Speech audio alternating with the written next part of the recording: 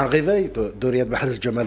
On a vu aujourd'hui Riyad Mahrez qui a donné le tempo quand même. Riyad Mahrez, on a voulu l'enterrer trop vite, mon ami. Tout à fait. On a voulu l'enterrer trop vite. C'est un joueur qui est fini, qui est terminé, parce qu'il joue en Arabie Saoudite.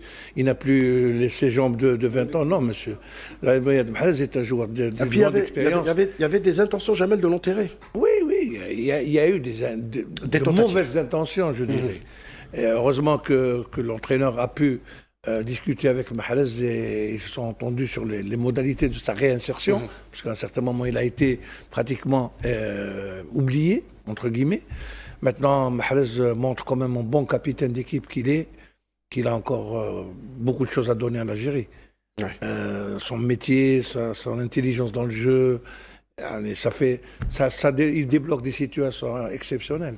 Et ceux qui ont voulu l'enterrer doivent se mordre les doigts aujourd'hui.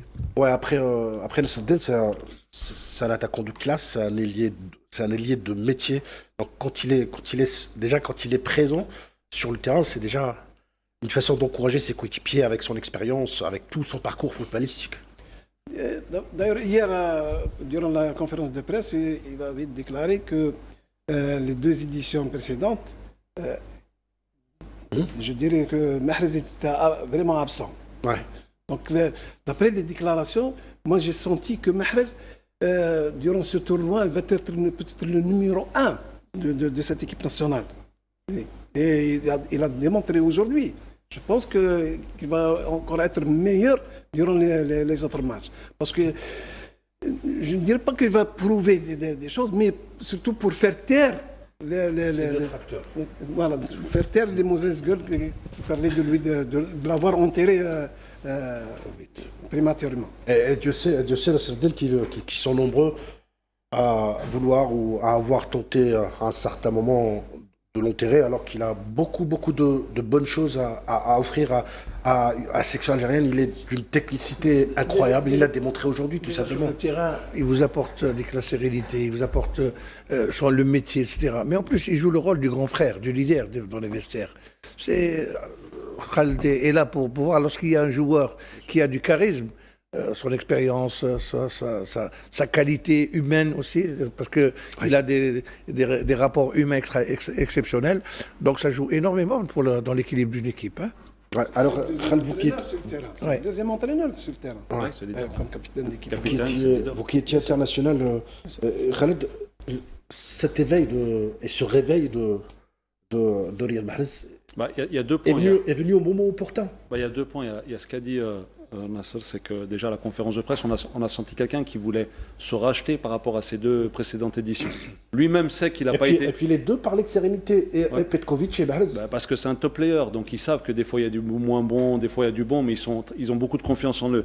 Donc déjà on a senti quelqu'un qui voulait racheter, pas prouver, se racheter par rapport à son niveau. Et je pense aussi le fait que c'est peut-être ses dernières compétitions. Peut-être sa dernière Coupe d'Afrique, peut-être, Inch'Allah, au mondial, sera peut-être son dernier mondial.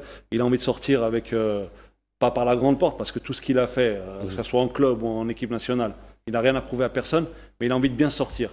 Donc moi, ce que j'ai aimé aujourd'hui, c'est que j'ai senti un Mahrez concerné. Au-delà de ses 2 buts, j'ai senti un Mahrez qui revenait défendre. J'ai senti un Mahrez qui était au milieu de terrain quand on avait du mal à sortir le ballon, qui venait, qui se proposait, qui était disponible. Qui donnait des solutions. Et qui donnait des solutions. Donc c'est ça, c'est toutes ces attitudes-là qui ont montré. En plus, ces 2 buts, il est plus à présenter. Le contrôle, le fameux contrôle à la Mahrez sur le deuxième extérieur, où il se met bien le ballon, parce que c'est très compliqué de prendre un ballon qui rebondit, contrôle extérieur, et sur le contrôle, on sait qu'il va marquer, parce que l'enchaînement est parfait.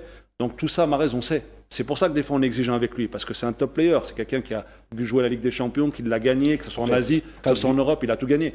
Riyad, sur le second but, a été quelque part un finisseur, mais après, l'incroyable passe... Mais justement, la passe est magnifique, mais le contrôle à hauteur extérieure, il n'a pas eu besoin de faire une deuxième touche. Sur le contrôle, il a juste besoin de frapper. Et il n'y en a pas beaucoup qui sont capables de le faire. Mahrez le fait. Boudja peut-être l'aurait raté. Je ne sais pas, mais Mahrez est capable de le faire. Boudja, il a fait mieux par la suite. Enfin, il n'a pas fait mieux, mais il a donné quand même une balle le troisième but quand même. Hein. Une remise de la tête. Écoutez, Mahrez, il marque aujourd'hui un doublé. Il devient le meilleur buteur de l'Algérie lors de l'histoire de la CAN avec 8 buts. Et les buteurs d'ailleurs en classement, aujourd'hui après la première journée, il est au premier au top des buteurs. Aujourd'hui, il faut parler aussi de Riyad Mahrez parce qu'il place le ballon. Parce qu'il n'y a pas que le contrôle. Parce que sur le premier but, on voit qu'il y avait déjà le gardien et les minimum 3-4 défenseurs placés au niveau de la ligne. À certains moments, il a bien placé. Et cette qualité technique de Riyad Mahrez qu'on a besoin pour débloquer certains matchs. Et aujourd'hui, on l'a débloqué vraiment très tôt. Et ce qui nous a aidé à rendre ce match très facile par la suite parce qu'on a évité cette équipe sudanaise était agressive, il faut le dire. Il y a eu le carton rouge et on a su gérer cette partie. Riyad Mahrez a été présent au milieu de terrain. Et à certains moments, il aidait Belghali qui joue sa première CAN, il faut le dire, parce que sur le couloir, on avait Belghali qui jouait pratiquement sa première CAN et on était aussi incertain qui va aligner Petkovic lors de cette partie. Et je pense qu'aujourd'hui, Petkovic a une vision vraiment à ces 11 qui vont continuer la compétition.